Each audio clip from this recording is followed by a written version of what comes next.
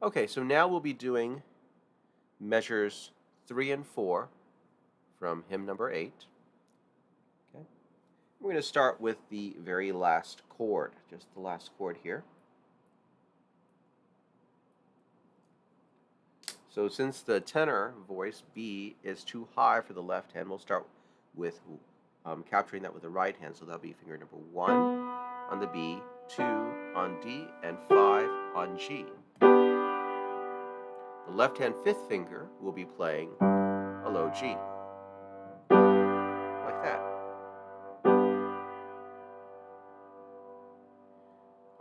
And now let's add in the previous chord.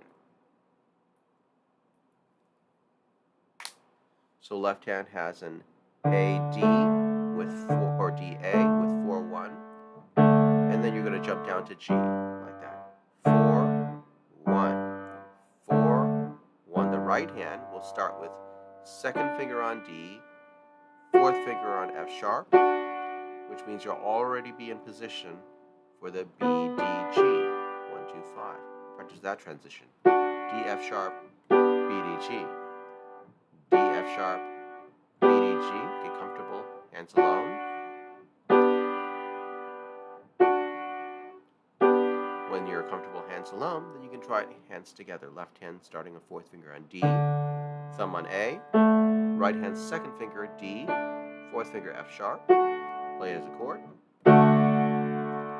And then going to the final chord, left hand plays a G, right hand plays B, D, G, and then as a chord. Okay, and then try that again. D, A, D, F sharp, chord, to the next chord. G, B, D, G, chord. Okay, and you can use this rolling technique just to build it up. Think about one note at a time until you're comfortable enough to play them immediately as block chords. Find the notes: D, A, D, F sharp, chord, and then G, chord. And when you can do it as a chord, then you're ready for the next step, which is playing it in time. Okay, so now let's do that. Find your first chord, D, A, D, F sharp. 1, 2, and 3, and 4, and 1. Let's do that again. Find your first chord, 2, and 3, and 4, and 1. One more time. First chord, 2, and 3, and 4, and 1. Okay. Now let's go back to the second and third beats. Okay. The third beat chord, left hand is C, A, right hand is E, A, 1 4. That's your notes. Okay, so C, A, E, A. And now go back to the previous chord. Left hand is third finger on E, thumb on B. Right hand is E, G, 1 3 as well. Play that as a chord. And now we're going to practice transitioning. Okay, so we have E, B, E, G for the first chord, and going to the third chord.